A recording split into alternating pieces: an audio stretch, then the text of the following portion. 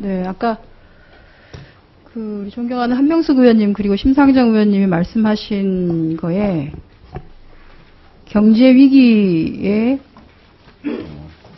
귀족노조가 파업하는 나라는 우리나라밖에 없다라고 하는 대통령 발언에 대해서 장관께서 어려운 경제 상황을 빗대서 하는 얘기다라고 했는데 제가 그럼 하나 여쭤보겠습니다. 그 어려운 경제 상황 또는 경제 위기를 노동조합이 초래한 겁니까?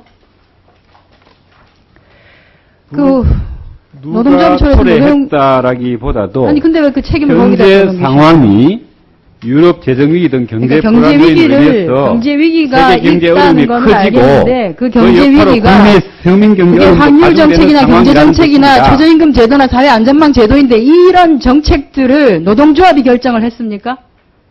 아니죠.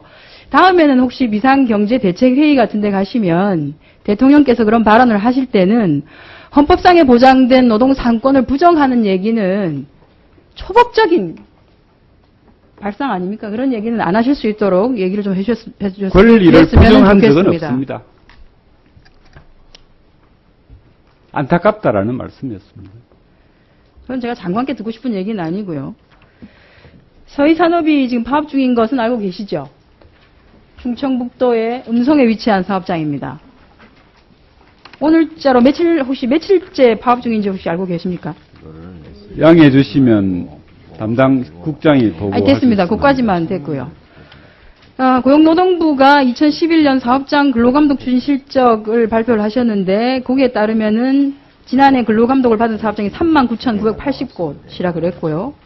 그중에 15,608곳이 노동관련법 위반으로 적발되었고 위반율이 91%다라고 되어 있습니다. 굉장히 위반율이 높지요. 그런데 이 근로감독 실시에 따른 사법 처리 건수를 보면 2008년에 92건, 2009년에 66건, 2010년에 120건으로 전체 법 위반 건수의 0.1%에도 못 미칩니다. 정부가 항상 노동자들에게는 법과 원칙을 강조하는데 기업의 불법 행위에 대해서는 계속적으로 이런 식으로 제대로 된 처벌이 이루어지지 않고 있는 것이죠. 그래서 공정하게 이루어져야 할 불법 행위에 대해서 처벌이 편파적이라고 하는 인식이 전반적으로 많이 퍼져 있다고 하는 사실을 알아주셔야 될 겁니다. 근로기준법상 연장근로에 대한 법조항이나 처벌조항은 알고 계시죠? 내용이 어떤 건지. 질의에 대해서 답변할 기회를 안 주시고 듣기만 할까요? 요 얘기입니다. 근로기준법상 연장근로에 대한 법조항과 처벌조항은 예, 아까 알고 말씀 계시죠? 주신 예. 사법 처리를 근로감독하고 나서 났다라는 부분에 대해서는 근로감독을 하고 나서 시정 지시를 합니다. 시정 지시 결과 이루어진 경우에는 사법 처리할 이유가 없고요. 시정 지시하고 나서도 이루어지지 않을 경우에 사법 처리로 연결된다는 말씀을 드리고요. 또 보겠습니다.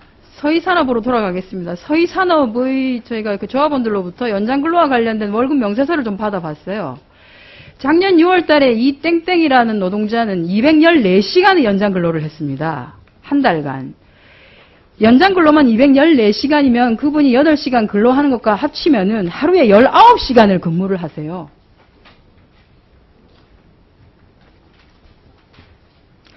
김땡땡 씨는 8월 달에 188시간. 또 김땡땡 또 다른 분은 2012년 올해만 하더라도 197시간, 188시간. 상시적으로 연장 근로가 이런 식으로 이루어지고 있습니다.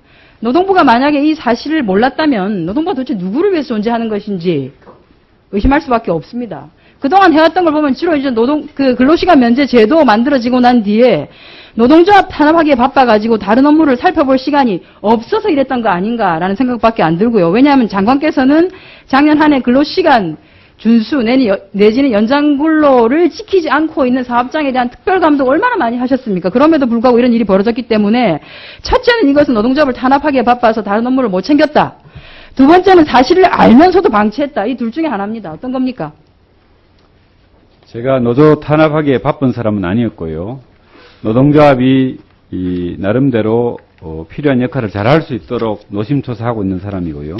BR 코리아에 대해서 저희들이 근로감독을 실시해서 법위반 사항을 시정 지시하고 시정 지시한 내용 전부가 그 BR 코리아가 시정이 되었다라는 말씀을 드리겠습니다. 그 BR 코리아가 올해 3, 4월경에 산재가 났는데도 그걸 은폐한 걸 알고 계시죠?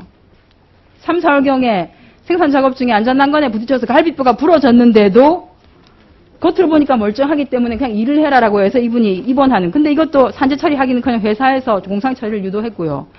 2010년에는 작업 도중에 손가락이 절단되는 사고를 당했는데 회사에서 뭐라 그랬냐면 회사 이미지를 생각해야 된다라고는 말도 안 되는 소리를 해가지고 회사가 치료비를 부담하고 공상으로 처리했습니다. 산재 은폐는 있어서 안 됩니다.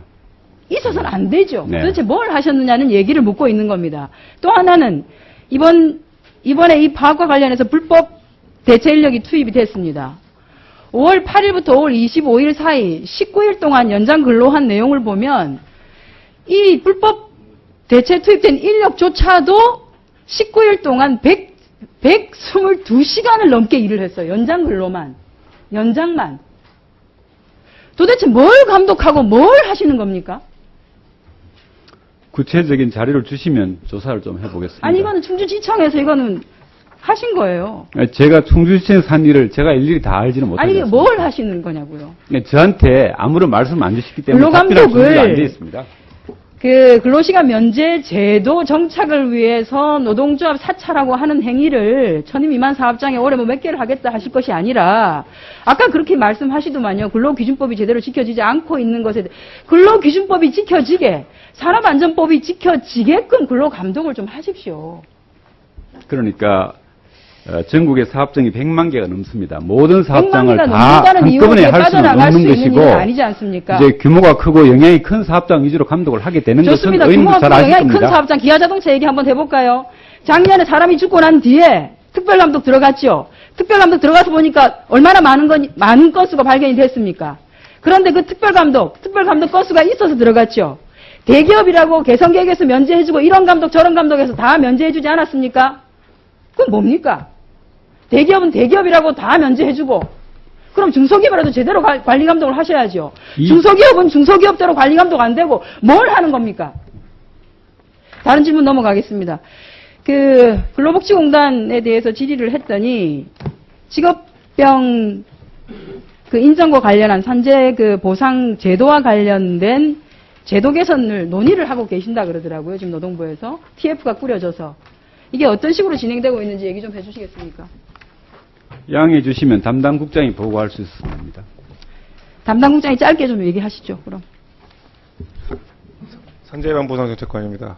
지금 그 노사정이 산재 TF를 구성해서 질병 인정 기준을 개정하는 부분, 그리고 질병 산재 신청이 된 이후에 업무 프로세스를 어떻게 공정하고 신뢰성 있게 할 수 있는지에 대해서 16개 사항을 이미 합의해서 조치를 했고, 먼저 말씀드린 인정 기준은 지금 근거로 심혈경과 질환, 직업성암 3개 전부 다 TF에서 인정 기준 개정안이 넘어온 상태로 노사정 3자가 지금 어떻게 개정할지를 논의하고 있는 상황입니다. 직업성 암 인정 비율이 우리나라가 현저하게 낮다라고 하는 건 알고 계시죠? 네, 선진국에 비해서 낮게 나오고는 있습니다. 현저하게 낮습니다. 우리나라가 2010년 기준으로 보면 산재보험 가입 인구 10만 명당 승인 건수가 우리나라는 0.23명입니다. 거기에 비해서 프랑스는 10.44명, 벨기에는 9.86명입니다. 우리나라가 직업성 암에 잘 안 걸리는 체질입니까? 우리나라 노동자들이? 저희가 통계상으로는 그런데요. 조금 더 그 부분을 보면 선진국에서 높은 부분은 이제 성면으로 인한 폐질환, 폐암이 많은데 이것과 관련해서 제도 개선을 지금 논의를 거죠. 하고 계시니까 네. 당연히 인정의 폭이나 이런 것들은 많이 확대되는 방향으로 진행이 될 거라고 보고 있습니다. 빨리 결정을 정리를 하셔서 제도가 시행이 좀 될 수 있도록 해주셨으면 좋겠습니다. 최대한 하여튼 합의하는 도출토록 노력하겠습니다. 알겠습니다. 또 하나 질문 드리겠습니다.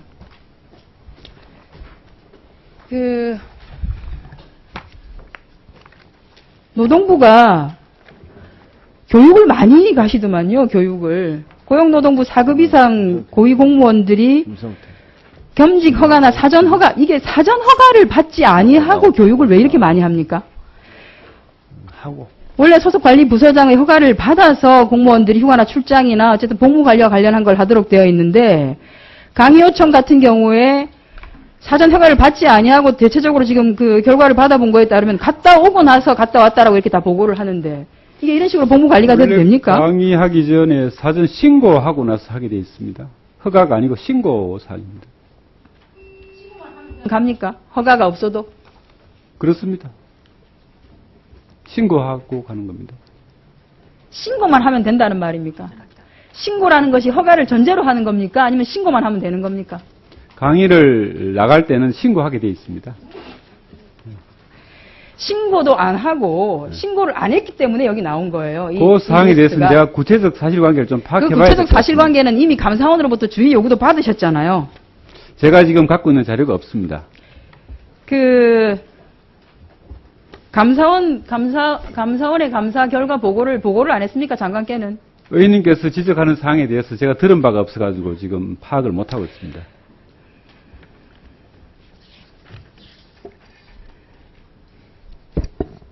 외부 강의는 소속 부서의 장으로부터 사전 결재를 받아야 되도록 되어 있죠?